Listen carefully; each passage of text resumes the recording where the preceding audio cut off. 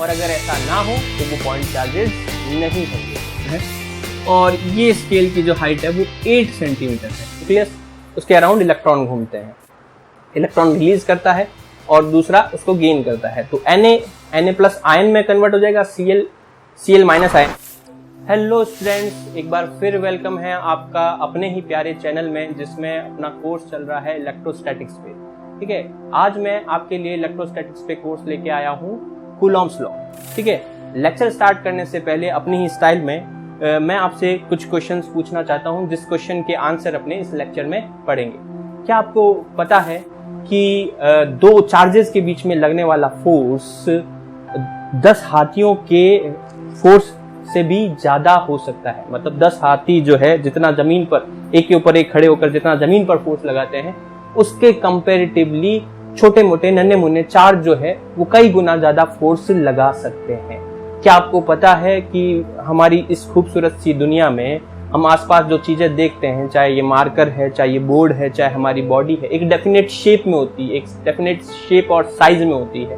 तो ये definite shape और साइज उसको कौन सा फोर्स प्रदान करता है? ये हम सभी जानते हैं कि ये सारे छोटे छोटे मॉलिक्यूल्स और एटम से मिलकर बने हुए हैं। उन मॉलिक्यूल और एटम के लिए ग्लू का काम कौन करता है? उनको बांध कर रखने का काम कौन सा फोर्स करता है? किस फोर्स की एब्सेंस में हम सारे टूट कर बिखर गए होते? ठीक है, एक मैक्रो लेवल पर इस दुनिया को बांध कर रखने का काम कौन करता है? अर्थ और सन और अदर प्लैनेट्स को एक दूसरे से जोड़ने का काम, एक दूसरे से अट्रैक्ट करने का काम कौन सा फोर्स करता है? और वो फोर्स और इन मॉलिक्यूल्स के बीच में लगने वाले फोर्स में कौन सा फोर्स स्ट्रॉन्गर होगा? ठीक है, इसके अलावा कोई भी चीज किसी सतह पर किस फोर्स की वजह से टिकती है, कोई भी चीज किसी रस्सी पर किस फोर्स की वजह से लटकती है, ऐसे ही कुछ इंटरेस्टिंग क्वेश्चंस के जवाब जानने के लिए मैं Akshay Joshi, assistant professor physics, आपके लिए ये लेक्चर लेके आया हूँ। ठीक है, तो बिना समय गवाए हम लेक्चर स्टार्ट करते हैं। तो कूलॉम्स लॉ। तो साइंटिस्ट कूलॉम ने दो पॉइंट चार्जेस के लिए, दो चार्जेस है Q1 और Q2, और दोनों कैसे चार्जेस है? पॉइंट चार्जेस है।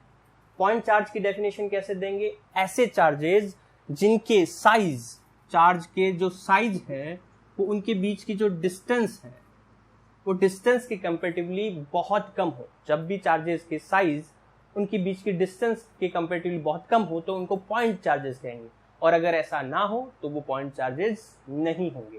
ठीक है, तो कूलॉम ने जो है पॉइंट चार्जेस, दो पॉइंट चार्जेस जिनके बीच की डिस्टेंस r है, उनके बीच फोर्स कैलकुलेट करने का एक फॉर्मूला दिया।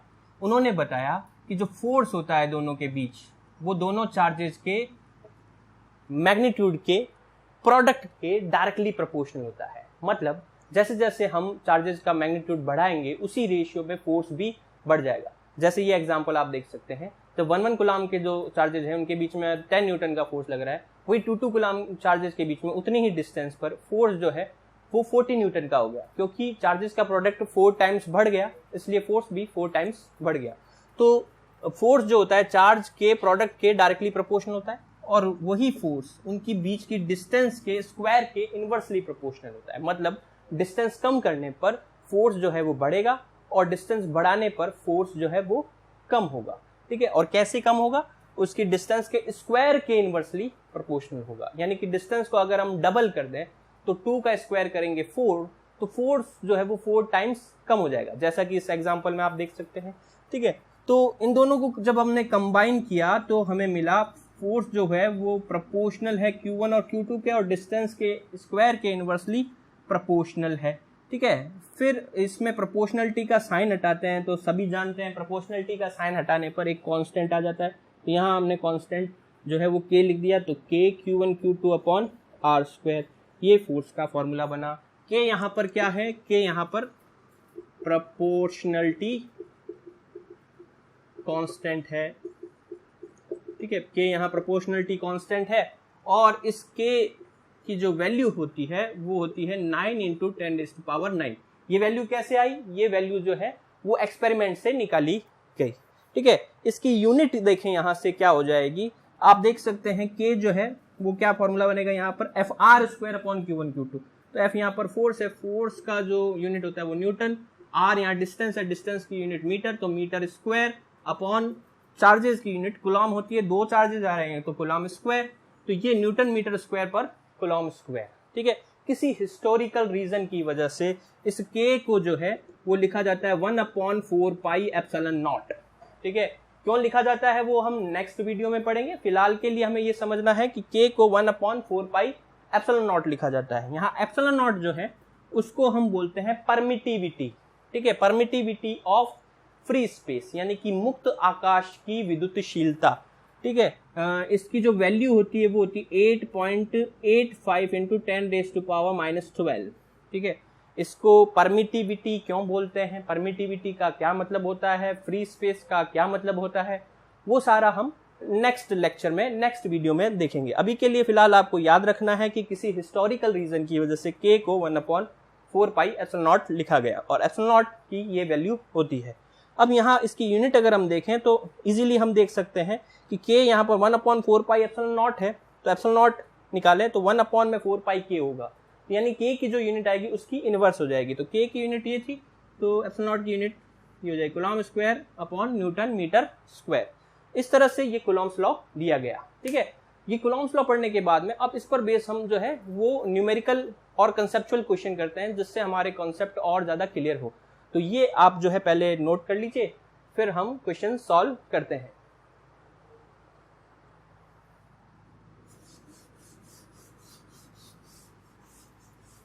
आप जो है वीडियो पॉज करके नोट्स उतारें, कॉपी पेन लेकर बैठे आप, जिससे आपको ज्यादा से ज्यादा बेनिफिट हो वीडियो लेक्चर्स का। तो अब हम क्वेश्चन सॉल्व करते हैं। तो क्वेश्चन की कुछ कैटेगरी बना रखी है। पहले जो क्वेश्चन है वो है सिंपल सादे क्वेश्चन। सिंपल सादे क्वेश्चन मतलब जिसमें सीधा सीधा आपको वैल्यूज दे रखी हो और आपको फॉर्मूले में वैल्यू रखनी हो और आंसर निकालना हो। ठीक है, तो सिंपल सा क्वेश्चन है। मान लो आपको चार्जेस दे रखे हैं Q1 और Q2, दोनों पॉइंट चार्जेस हैं। ठीक है, कूलम्स लॉ पॉइंट चार्जेस पर ही अप्लाई होगा। एक 1 कूलम है, एक 2 कूलम है, दोनों के बीच की डिस्टेंस जो है वो 2 मीटर है। आपको फोर्स कैलकुलेट करना है। ठीक है, तो सिंपली फोर्स कैसे कैलकुलेट करेंगे, F equals to K/Q1/Q2 upon R²। ठीक है, ये एकदम सिंपल क्वेश्चन है, सीधा हमें फॉर्मूला पता है, फॉर्मूले में ये जो है वैल्यू पुट करनी है और वैल्यू पुट करके आंसर निकालना है। ठीक है, तो यहाँ यूनिट कन्वर्जन करने की भी जरूरत नहीं है। ये कूलम जो यूनिट है वो ऐसा यूनिट है, MKS यूनिट है। डिस्टेंस की यूनिट भी मीटर में दे रखी है, ऐसा यूनिट है। K भी हमें ऐसा यूनिट में पता है, तो फोर्स भी हमारे पास ऐसा यूनिट यानी न्यूटन में आ जाएगा। तो K की वैल्यू होती है 9 इंटू 10⁻⁹ और Q1 और Q2 1 कूलम और 2 कूलम रेस्पेक्टिवली हो गए, और R2 का स्क्वायर कर देंगे। यहाँ एक स्क्वायर से ये कट जाएगा, ये इसको कैंसिल करेंगे, 4.5 इंटू 10⁻⁹ न्यूटन। इतना फोर्स जो है वो 2 चार्जेस के बीच में लगेगा, 1 कूलम और 2 कूलम चार्जेस के बीच में। लेकिन ये जो क्वेश्चन है ये प्रैक्टिकली पॉसिबल नहीं है। मतलब प्रैक्टिकली 1 कूलम चार्ज और 2 कूलम चार्ज जनरेट करना बहुत मुश्किल काम होता है, जो कि पिछले लेक्चर में मैं आपको बता चुका हूँ। लेकिन ये हमने question simply mathematically formula apply करने के लिए समझा। ठीक है, कि भी फॉर्मूला कैसे अप्लाई करना है, तो ये आपने नोट कर लिया होगा। तो अब हम नेक्स्ट क्वेश्चन की तरफ बढ़ते हैं। नेक्स्ट क्वेश्चन क्या है, हमें 2 चार्जेस दे रखे हैं, एक 1 माइक्रोकूलम का, एक 2 माइक्रोकूलम का, दोनों पॉइंट चार्जेस है, दोनों के बीच की डिस्टेंस जो है वो 40 सेंटीमीटर है। अब ये डायरेक्ट क्वेश्चन नहीं है, हमें जो वैल्यूज दे रखी है चार्ज और डिस्टेंस की वो SI यूनिट के अकॉर्डिंग नहीं है। ठीक है, जबकि हमारे पास जो K की वैल्यू होती है वो SI यूनिट के अकॉर्डिंग होती है। ठीक है, तो जो हमें फोर्स भी कैलकुलेट करना है वो SI यूनिट में ही कैलकुलेट करना है, तो इनको SI यूनिट में कन्वर्ट करना पड़ेगा, फिर फोर्स का फॉर्मूला लगाना है, फिर इसको सॉल्व करना है। ठीक है, तो देखें कैसे सॉल्व करेंगे। पहले ये जो चार्ज है Q1 और इसको Q2 मान लेते हैं। तो Q1 चार्ज जो है वो 1 माइक्रोकूलम है, माइक्रो का मतलब हो गया 10⁻⁻⁶। Q2 चार्ज है वो 2 माइक्रोकूलम है, 2 इंटू 10⁻⁶, और R 40 सेंटीमीटर है, तो सेंटीमीटर को मीटर में कन्वर्ट करने के लिए 100 से अपने डिवाइड कर देते हैं। ये अपने पास आ जाएगा 4/10 मीटर। ठीक है, अब अपने फोर्स का फॉर्मूला लगाते हैं। फोर्स का फॉर्मूला क्या है, F equals to K/Q1/Q2 by R²। Value put करते हैं, K की वैल्यू 9 इंटू 10⁻⁹, Q1 Q2 की वैल्यू रखते हैं 10⁻⁶, 2 इंटू 10⁻⁶, अपॉन में R का स्क्वायर 4/10 का स्क्वायर। ठीक है, इसको सॉल्व करते हैं, पहले 10 की पावर निकाल लेते हैं और नंबर्स को अलग रख देते हैं। तो यहाँ 9 आ रहा है, यहाँ 2 आ रहा है, यहाँ 4 आ रहा है।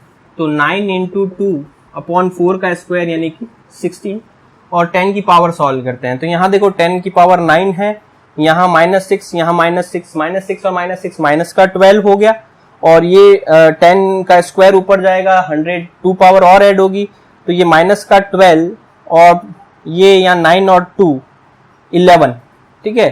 तो यहाँ पर 10 रेज़ टू पावर 11 और ये माइनस का 12, यहाँ 10 की पावर -1 रह जाएगी, ठीक है। और अब आगे इसको सॉल्व करें तो ये 2 से कितनी टाइम्स 8 टाइम्स कट जाएगा, तो ये आ जाएगा 9/80 न्यूटन का फोर्स लग रहा है, ठीक है। 9/80 न्यूटन का, इसको आगे आप सॉल्व करके पॉइंटों में वैल्यू निकाल सकते हैं, ठीक है। तो इस तरह से हमारे पास ये आंसर आया। अब इसी क्वेश्चन को सॉल्व करने का दूसरा मेथड भी हो सकता है। दूसरा मेथड क्या होगा, उसमें हम जो है ये चार्जेस और डिस्टेंस को कन्वर्ट नहीं करेंगे, हम सीधा k की वैल्यू याद रखेंगे। वो जब यूज होती है जब चार्जेस माइक्रो कूलम में दे रखे हो और डिस्टेंस सेंटीमीटर में दे रखे हो, उस केस में k की वैल्यू याद रखेंगे और सीधा वो k की वैल्यू रखेंगे, और हमें बाकी कोई कन्वर्जन नहीं करना, और सीधा आंसर हमारे पास आ जाएगा। तो देखते हैं वो कैसे सॉल्व होगी। तो ये रहा अपना डस्टर, मिटाते हैं इसको। ये आपने नोट कर लिया होगा, मिटा रहा हूं मैं इसको। अब देखो यहाँ पर ये जो है वो ट्रिक याद रखनी है, जब भी आपके पास में चार्जेस जो है वो माइक्रो कूलम में हो और डिस्टेंस सेंटीमीटर में हो, ये तभी काम करेगी, ठीक है। तो k की वैल्यू होती है 9 इंटू 10⁹ न्यूटन मीटर स्क्वायर पर कूलम स्क्वायर। मतलब ये k की वैल्यू तब काम आती है जब डिस्टेंस मीटर में हो और चार्जेस कूलम में हो। अब हम यहाँ पर क्या करें, न्यूटन बड़ा रहने दें, मीटर की जगह सेंटीमीटर में कन्वर्ट कर दें, तो यहाँ 100 सेंटीमीटर हो जाएगा, और यहाँ 1 कूलम में 10⁶ माइक्रो कूलम होते हैं, ठीक है। कूलम को माइक्रो कूलम में कन्वर्ट करना हो तो 10⁶ होता है, क्योंकि माइक्रो का मतलब होता है 10⁻⁻⁶, ये +6 कट जाएगा, 1 कूलम रह जाएगा, ठीक है। अब इसको सॉल्व करें तो 9 इंटू 10⁹, अब ये 100 का स्क्वायर, न्यूटन सेंटीमीटर स्क्वायर तो पड़ा है, साथ में 100 का भी स्क्वायर आएगा, वो मैं यहाँ लिख रहा हूँ। 100 का स्क्वायर कितना हो जाएगा 10⁴, नीचे ये 10⁶ का स्क्वायर 10⁻12 माइक्रो कूलम स्क्वायर, ठीक है। अब यहाँ 10 की पावर सॉल्व कर लें तो ये 12 है पावर, ऊपर जाएगी माइनस का 12 हो जाएगी, माइनस का 12 और प्लस का 9 और 4 13, ठीक है। तो प्लस का 13 और माइनस का 12, 13 में से 12 गए 10, तो ये बच जाएगा 90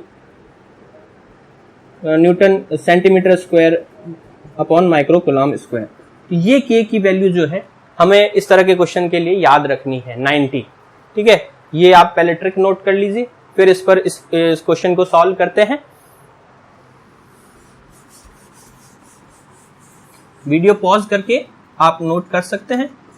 अब देखो यहाँ फोर्स कैलकुलेट करनी है k q1 q2 upon r square से। तो यहाँ बिना कोई कन्वर्जन किए केवल k की वैल्यू 90 रख देते हैं, बाकी सेम रख देते हैं, 1 माइक्रो कूलम और 2 माइक्रो कूलम और 40 का स्क्वायर। इसको सॉल्व करेंगे तो ये आ जाएगा 90 इंटू 2, और ये आ जाएगा ये आएगा 1600। 40 का स्क्वायर जो है वो 1600 हो जाएगा। ये यहाँ से 1 0 से 1 0 काटो, 2 से ये काटो 80, ठीक है। तो 9/80 न्यूटन, ये अपने पास फोर्स आ गया, जैसा कि पिछले केस में रिजल्ट आया था, लेकिन इसमें थोड़ा इजीली आ गया। बस हमें k की वैल्यू याद रखनी है, किस केस में, चार्जेस माइक्रो कूलम में, डिस्टेंस सेंटीमीटर में। हो गया, ये मिटा दें इसको भी, चलिए मिटा देते हैं।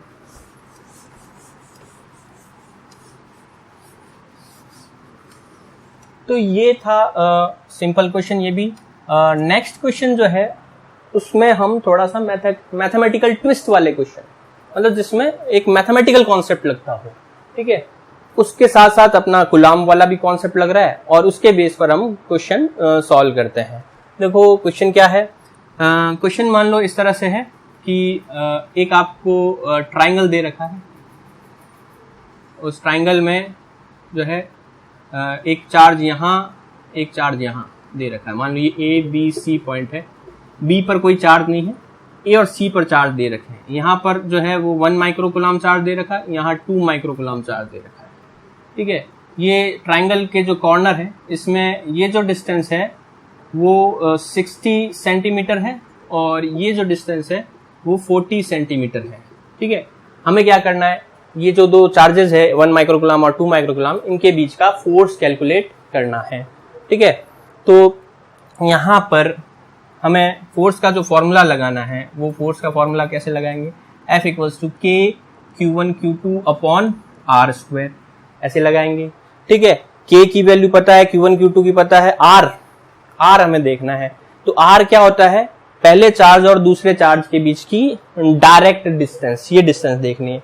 तो हम यहाँ क्लियरली देख पा रहे हैं कि ये एक ट्राइंगल है और ये कैसा ट्राइंगल है, एक राइट एंगल ट्राइंगल है। ठीक है, एक समकोण त्रिभुज है। ठीक है, और उसमें ये डिस्टेंस और ये डिस्टेंस दे रखी है, मतलब बेस और परपेंडिकुलर दे रखा है, हमें हाइपोटेनस यानी कि कर्ण निकालना है। ठीक है, तो यहाँ हम जो है मैथमेटिकल कॉन्सेप्ट जो है वो पाइथागोरस थ्योरम लगाते हैं। पाइथागोरस थ्योरम से जो है हाइपोटेनस का स्क्वायर परपेंडिकुलर का स्क्वायर और बेस के स्क्वायर के बराबर में होता है। तो ये जो भी डिस्टेंस है हमारी r है, अज्यूम कर लो, r का स्क्वायर जो होगा वो कितना हो जाएगा, 60 का स्क्वायर प्लस 40 का स्क्वायर। ठीक है, तो ये 60 का स्क्वायर कितना हो जाएगा, 3600 और ये 1600। ठीक है, तो हमारे पास जो है वो रिजल्ट जो है वो क्या आ जाएगा, ये आर स्क्वायर कितना हो जाएगा, 12 और 3 और 1 4 और 5 5200। ठीक है, 5200 सेंटीमीटर स्क्वायर हो गया ये आर स्क्वायर की वैल्यू। ठीक है, ये आ गया हमारे पास।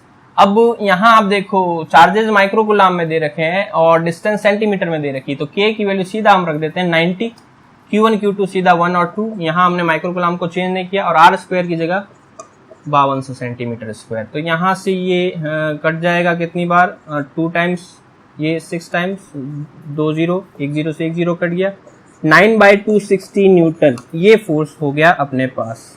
ठीक है, इसको आगे आप सॉल्व कर सकते हैं। तो यहाँ हमने एक कॉन्सेप्ट और ऐड किया, वो कॉन्सेप्ट क्या ऐड किया हमने, जो है पाइथागोरस थ्योरम का यूज किया। ये मैथमेटिकल कॉन्सेप्ट यहाँ यूज हो गया।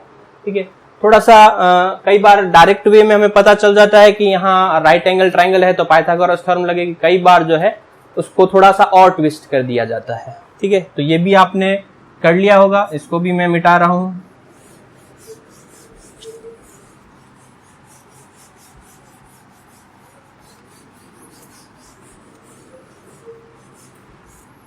अब देखो ये क्वेश्चन आप लगाओ, इजी सा क्वेश्चन है। यहाँ एक स्केल दे रखा है, स्केल को ऐसे वर्टिकली खड़ा रखा हुआ है।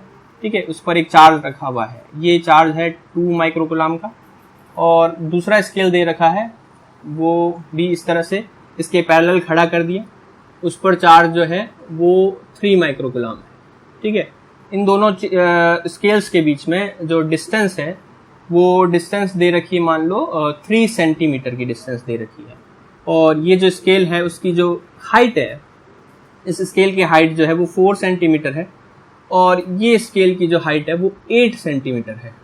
ठीक है, अब ये दोनों चार्जेस है, इनके बीच का फोर्स कैलकुलेट करना है। ठीक है, दोनों पॉइंट चार्जेज ही है, ये मान के चले ये दोनों पॉइंट चार्जेज है, इनके बीच फोर्स कैलकुलेट करना है। तो वीडियो पॉज करें और इस क्वेश्चन को सॉल्व करें। ठीक है, तो क्वेश्चन हो गया होगा आपसे, कैसे सॉल्व करना है, हमें कूलॉम्स लॉ लगाना, F equals to K Q1 Q2 upon R square. ठीक है, अब यहाँ पर वही बात कि अपने पास चार्जेस के बीच की डिस्टेंस, डायरेक्ट डिस्टेंस हमें नहीं दे रखी, ये डिस्टेंस R है, ये हमें कैलकुलेट करनी है। लेकिन हमें दे क्या रखी है, हमें ये डिस्टेंसेस दे रखी है कि ये स्केल की हाइट 4 है और ये 8 है। तो यहाँ से हम एक लाइन ड्रॉ करते हैं, ये 4 है तो ये भी 4 होगी, ये भी 4 सेंटीमीटर होगी, ये पूरी 8 है तो ये ऊपर वाली जो डिस्टेंस है ये भी कितनी होगी, 4 सेंटीमीटर होगी। ये 4 और 4 मिलकर 8 हो गया। ठीक है, और ये डिस्टेंस अपने को 3 सेंटीमीटर दे रखी है। तो यहाँ पर आप अगेन देख सकते हैं कि ये हमारे पास एक ट्राइंगल बन गया, और कैसा ट्राइंगल है, ये राइट एंगल ट्राइंगल है जिसमें हमें आर निकालना है। तो आर हम कैसे निकालेंगे, आर हम पाइथागोरस थ्योरम से निकालेंगे।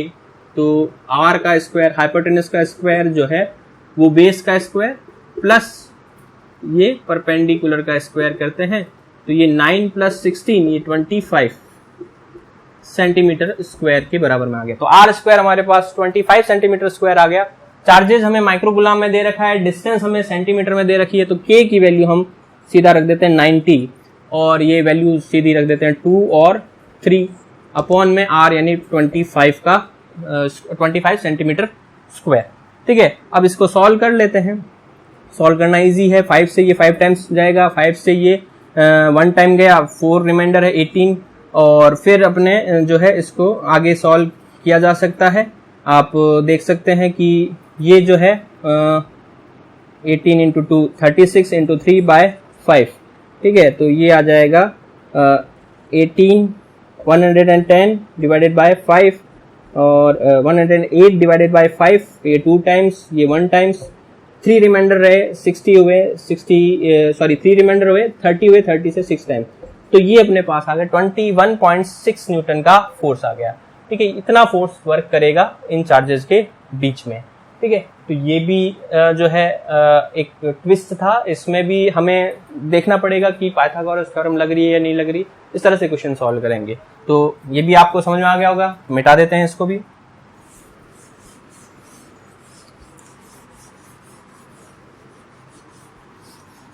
अब देखो, ये तो मैथमेटिकल ट्विस्ट था, अब हम ट्विस्ट डालते हैं कंसेप्चुअल ट्विस्ट। कंसेप्चुअल ट्विस्ट का मतलब क्या होता है कि जो कॉन्सेप्ट हमने रिसेंटली पढ़े हैं, जो हमने फर्स्ट या सेकंड लेक्चर्स में पढ़े हैं, वो कॉन्सेप्ट प्लस कूलॉम्स लॉ का कॉन्सेप्ट, इन कॉन्सेप्ट को मिलाकर एक मसालेदार खिचड़ी बना देते हैं क्वेश्चन की, और उस क्वेश्चन को हम सॉल्व करते हैं। ठीक है, तो क्वेश्चन क्या है हमारे पास, हमें मान लो कि एक मेटलिक बॉल दे रखी है ए, ठीक है, जिस पर कोई अमाउंट का चार्ज है, मान लो Q अमाउंट का चार्ज है, इसको एक इंसुलेटिंग स्टैंड पर रखा हुआ है, और सिमिलर वे में एक दूसरा बॉल सेम साइज का ही है बॉल B, उस पर भी Q अमाउंट का चार्ज है, दोनों को R डिस्टेंस पर रखा हुआ है, और ये बॉल जो है वो स्पेरिकल शेप की है। जब भी स्पेरिकल शेप की बॉल्स हो तो उनको हम as a point charge assume कर सकते हैं। ठीक है, अब इनके बीच डिस्टेंस R दे रखी है। अब इस कंडीशन में इनमें जो फोर्स लग रहा है वो फोर्स लग रहा है 100 न्यूटन। जिस भी कंडीशन में ये रखे हुए, जितनी डिस्टेंस पर जितना चार्ज की वैल्यू है उन पर फोर्स लग रहा है 100 न्यूटन। अब हम क्या करते हैं, ये जो बॉल A है इसके साथ में एक आइडेंटिकल बॉल C कांटेक्ट में लाते हैं, मतलब सेम इसी तरह की एक बॉल जो है जिस पर कोई चार्ज नहीं है वो इसके कांटेक्ट में लाते हैं। सिमिलर वे में यहाँ पर भी हम क्या करते हैं, इस B के कांटेक्ट में एक दूसरी बॉल D लेके आते हैं जिस पर भी कोई चार्ज नहीं है। ठीक है, थोड़ी देर कांटेक्ट में रखते हैं और फिर उसके बाद में इन दोनों बॉल्स को वापस हटा लेते हैं, इन दोनों बॉल्स को वापस हटा लेते हैं। इस दौरान हमने डिस्टेंस में कोई चेंज नहीं किया, डिस्टेंस उतनी ही रखते हैं। ये A बॉल, ये B बॉल, इनके बीच डिस्टेंस उतनी ही रखते हैं। अब हमें ये कैलकुलेट करना है कि यहाँ नया जो फोर्स होगा वो कितना हो जाएगा। ठीक है, नया फोर्स कितना हो जाएगा ये कैलकुलेट करना, ये क्वेश्चन है। तो क्वेश्चन आपको समझ में आ गया होगा कि पहले दो बॉल्स के बीच में 100 न्यूटन का फोर्स लग रहा था, उन पर चार्ज Q था, डिस्टेंस उनके बीच R थी। फिर हमने एक एक करके दोनों तरफ से दो बॉलें टच की, थोड़ी देर टच रखी, फिर उनको वहां से हटा दिया, उतनी डिस्टेंस पर रखा। अब नया फोर्स क्या हो जाएगा ये हमें कैलकुलेट करना है। तो यहाँ पर जैसे ही हमने इन बॉल्स को टच किया तो चार्जिंग थ्रू कंडक्शन, मतलब कंडक्शन के थ्रू चार्जिंग का कॉन्सेप्ट हमने पढ़ा था कि दो स्पेरिकल बॉल को जब हम टच करते हैं तो वो चार्जेस को रीडिस्ट्रीब्यूट कर लेती हैं, आपस में बांट लेती है चार्ज को। और कैसे बांटती है? अपने साइज के हिसाब से, मतलब जिसका साइज बड़ा होगा वो ज्यादा चार्ज रखेगी, जिसका साइज छोटा होगा वो कम चार्ज रखेगी। यहाँ हमने मेंशन किया है कि दोनों बॉल का साइज सेम है, आइडेंटिकल बॉल्स, मैं बार बार बोल रहा था ये आइडेंटिकल बॉल्स है। तो आइडेंटिकल बॉल्स है तो चार्ज का डिस्ट्रीब्यूशन कैसा होगा? आधा आधा डिस्ट्रीब्यूशन हो जाएगा। ठीक है, तो अब इस क्वेश्चन को कैसे अप्रोच करेंगे, पहले हमें देखना है कि बिफोर टचिंग चार्ज कितना था और आफ्टर टचिंग चार्ज कितना हो गया। आफ्टर टचिंग चार्ज हम मान लेते हैं Q डैश हो गया। अब इसको जो है टैकल करते हैं, इस क्वेश्चन को सॉल्व करते हैं हम। तो ये पहले आपने क्वेश्चन नोट कर लिया होगा अब इसका सॉल्यूशन निकालते हैं। तो देखो पहली कंडीशन, ठीक है, ये केस फर्स्ट है हमारे पास। जब चार्जेस क्यू है, डिस्टेंस आर है, फोर्स का फॉर्मूला लगाते हैं, F इक्वल्स टू के Q1 Q2 अपॉन आर का स्क्वायर। तो Q1 Q2 सेम है, तो K Q square upon R square, जिसकी वैल्यू हमें दे रखी है 100 न्यूटन। इसको इक्वेशन नंबर 1 दे देते हैं। सेकंड कंडीशन में जब हमने बॉल को टच कर दिया, टच करने पर हमने कहा कि चार्जेस जो है वो साइज के हिसाब से डिवाइड कर लेते हैं। तो साइज सेम था तो इक्वली डिवाइड कर लेंगे, तो जितना भी चार्ज था वो इक्वली डिवाइड करेंगे। तो Q था तो Q/2 A के पास में रह जाएगा, Q/2 C के पास रह जाएगा। वैसे ही यहाँ पर Q/2 B के पास रह जाएगा, वैसे ही D के पास रह जाएगा। तो C और D तो हमने हटा दी, अब चार्जेस A और B पर Q/2 रह गया। तो इस पर जो नया फोर्स होगा उसका फॉर्मूला बनेगा F इक्वल्स टू के Q/2 into Q/2 upon R square. अब इसको सॉल्व करें तो K Q square upon R square, 2 और 2 को मल्टीप्लाई किया 4, लेकिन इक्वेशन फर्स्ट से हमें पता है कि Q square by R square की वैल्यू है 100, तो यहाँ इसकी जगह 100 रख देते हैं अपॉन 4।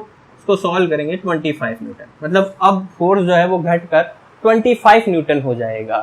तो यहाँ हमने एक और कॉन्सेप्ट ऐड किया था इसी कॉन्सेप्ट में, मेन कूलॉम्स लॉ में हमने जो है चार्जिंग बाय कंडक्शन वाला कॉन्सेप्ट ऐड करके इस क्वेश्चन को सॉल्व किया। इसी तरह के और क्वेश्चंस देखते हैं हम। पहले आप इसको नोट कर लीजिए, इसका सॉल्यूशन नोट कर लीजिए।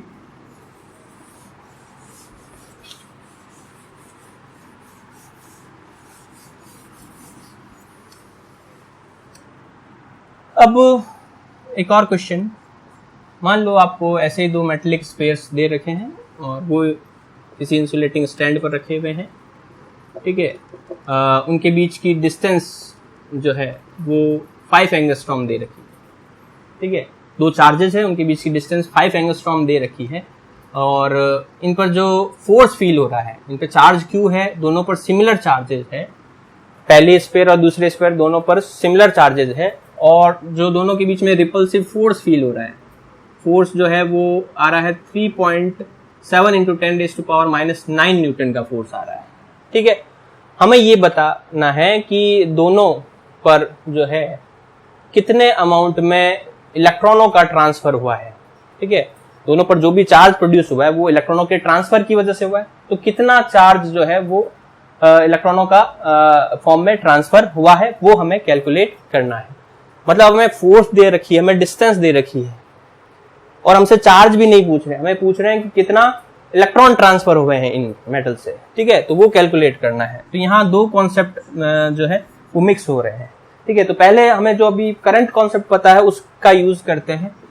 हम इलेक्ट्रॉनों का ट्रांसफर तो नहीं निकाल सकते, हम चार्जेस की वैल्यू निकाल सकते हैं, भाई चार्ज कितना होगा इन पे जिसकी वजह से इतना फोर्स लग रहा होगा। तो F इक्वल्स टू के Q1 Q2 upon R square. के की वैल्यू कितनी है 9 इंटू 10⁻⁹। Q1 Q2 दोनों ही अननोन है, इसकी जगह Q लिख रहे हैं, Q square upon R 5 angstrom है। तो एंगस्ट्रॉम का मतलब क्या होता है 10⁻⁻10 का स्क्वायर। फोर्स की वैल्यू भी हमें दी हुई 3.7 इंटू 10⁻⁹। अब इसको सॉल्व करते हैं हम, ठीक है। तो सॉल्व करने पर हमारे पास देखो क्या रिजल्ट आता है। यहाँ Q स्क्वायर बराबर में क्या हो जाएगा 3.7 इंटू 10⁻⁹ इंटू ये 5 का स्क्वायर 25, ये 10⁻⁻20 डिवाइडेड बाय 9 इंटू 10⁻⁹। अब आगे सॉल्व करें इसको। आगे सॉल्व करने पर आप देखो कि 10 की पावर देखें तो 10 की पावर ये ऊपर जाएगा माइनस का 18 हो जाएगा, ये माइनस का 18 और ये माइनस का 20 तो माइनस का 38 हो जाएगा। तो Q square equals to 3.7 into 25 upon में 9 और 10⁻⁴ जो है वो कितनी आ गई माइनस का 38, ठीक है। अब इसको जो है रूट ले लें, हम दोनों तरफ स्क्वायर रूट ले लें तो Q इक्वल्स टू आ जाएगा square root of 3.7 into 10⁻⁻38 into 25 upon 9, ठीक है। तो 25 का स्क्वायर रूट हमें पता है 5 हो जाएगा, 9 का जो स्क्वायर रूट है वो 3 हो जाएगा, तो ये आ जाएगा 5 अपॉन 3 इंटू 10⁻⁻38 का जो स्क्वायर रूट है वो माइनस का, स्क्वायर रूट करना है पावर हाफ करनी है तो माइनस का 38 में हाफ से डिवाइड करेंगे तो 19 हो जाएगा, ठीक है। और ये रूट में 3.7 ये आंसर आ रहा है अपने पास। इस पूरे को जब आप सॉल्व करेंगे तो ये आ जाएगा 3.2 इंटू 10⁻⁹ कूलम। ठीक है, ये कैसे आएगा ये आप देखें इसको। तो इतना चार्ज जो है वो इन बॉल्स पे आ जाएगा। इतना चार्ज अगर ये आ रहा है इन बॉल्स पे, तो अब यहाँ हम कॉन्सेप्ट लगाते हैं कि क्वांटाइजेशन ऑफ चार्ज। जो भी चार्ज आता है बॉल पे वो किस फॉर्म में लिखा जाता है? चार्ज जो लिखा जाता है Q इक्वल्स टू NE के फॉर्म में लिखा जाता है। तो N इक्वल्स टू क्या हो जाएगा? Q by E। तो Q अपने पास 3.2 इंटू 10⁻⁹ और E होता है 1.6 इंटू 10⁻⁹। कट गया, पॉइंट कट गए, N आ गया 2। मतलब इनमें इन बॉल्स में कितने इलेक्ट्रॉनों का ट्रांसफर हुआ है? 2 इलेक्ट्रॉनों का ट्रांसफर हुआ है। ठीक है, तो ये था जो है एक और क्वेश्चन जिसमें 2 कॉन्सेप्ट्स मिक्स किए हुए हैं। तो ये भी क्वेश्चन आपको समझ में आया होगा। इसको भी मिटा देता हूं मैं।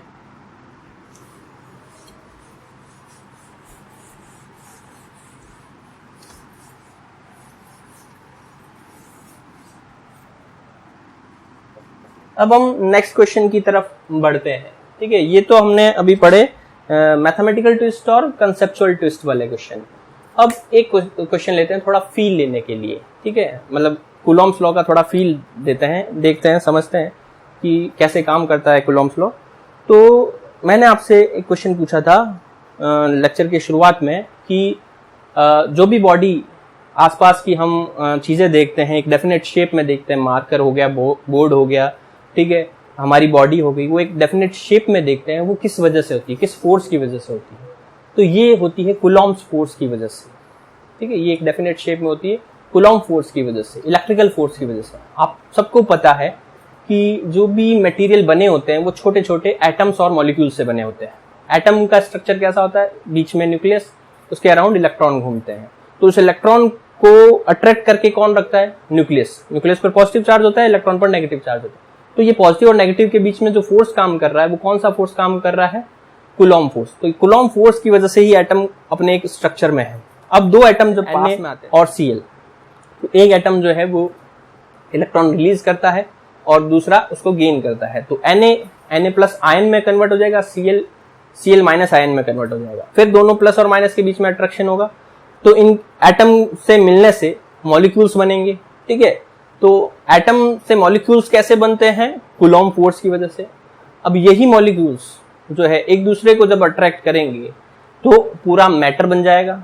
ठीक है, इस तरह से जितनी भी चीजें हम आसपास देखते हैं उनकी एक डेफिनेट शेप जो आ रही है वो किसकी वजह से आ रही है? कूलॉम फोर्स की वजह से। मतलब चीजों को बांध कर जो रखा हुआ है, टूटने से, बिखरने से रोकने के लिए जो फोर्स है वो है कूलॉम फोर्स। ठीक है, और इसी तरह से हमारे जो मैक्रो लेवल पर जो यूनिवर्स है, यानी कि जो अर्थ है, प्लैनेट्स है, सन है, इनको बांध कर कौन रख रहा है? इनको बांध कर रख रहा है ग्रेविटेशनल फोर्स। हम सभी को पता है कि जितने भी प्लैनेट्स है वो सन के अराउंड जो है चक्कर लगाते हैं। उसका रीजन क्या है? Gravitational force.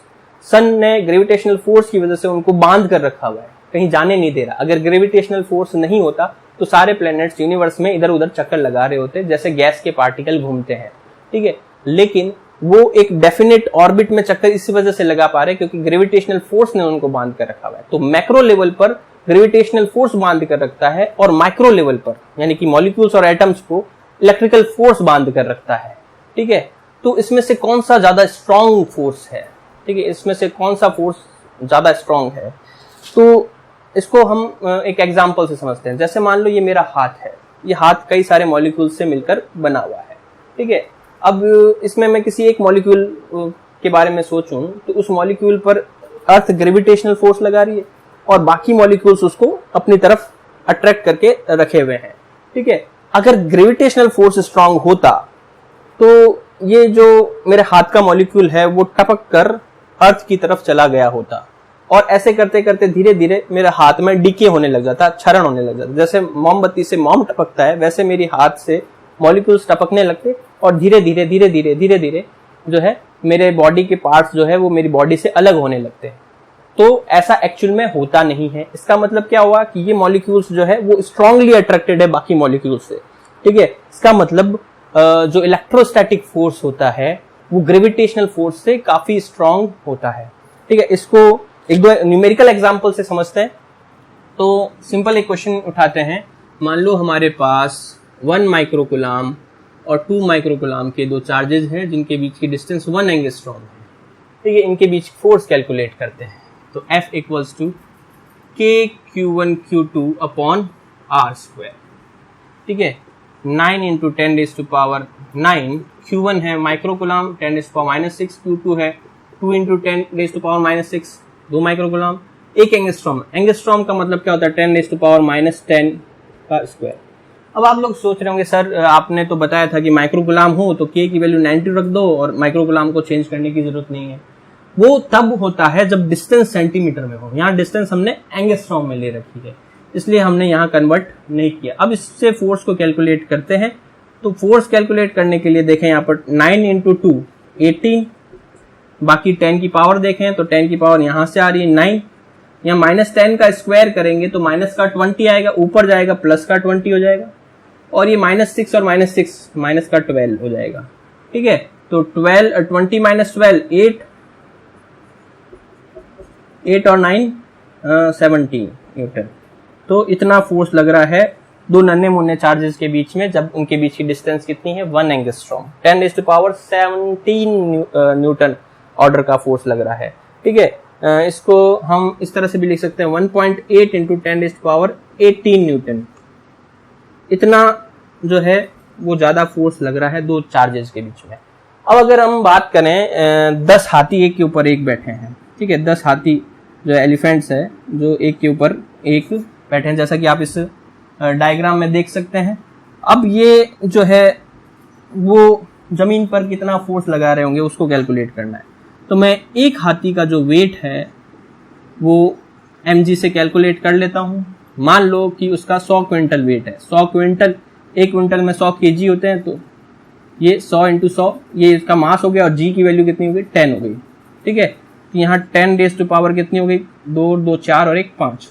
तो एक हाथी जो है वो कितना फोर्स लगा रहा है 10 की पावर 5 न्यूटन फोर्स लगा रहा है। और जो 100 हाथी का फोर्स देखें, 100 हाथियों का फोर्स देखें, तो 100 हाथियों का फोर्स देखना है, अगर मान लो 10 की बजाय 100 भी ले लें अगर हम, तो 100 हाथियों का फोर्स देखना है तो 100 से गुणा कर देंगे तो 10⁻⁷ न्यूटन। तो 100 हाथियों का जो फोर्स लग रहा है, ठीक है, 100 हाथियों का जो फोर्स लग रहा है वो 10⁻⁷ न्यूटन लग रहा है, मतलब 1 करोड़ न्यूटन लग रहा है। जबकि ये जो छोटे नन्हे मुन्ने से चार्ज है वो कितना फोर्स लगा रहा है 10⁻18 न्यूटन। तो ये हाथियों के फोर्स से भी काफी ज्यादा फोर्स लगा रहे हैं। तो आप इसको फील लेके देखें कि जो इलेक्ट्रोमैग्नेटिक फोर्स है या इलेक्ट्रिक फोर्स जो है वो कितना स्ट्रांग फोर्स होता है। तो ये आपने कॉन्सेप्ट जो है वो नोट कर लिया होगा, इसको भी मिटा देते हैं।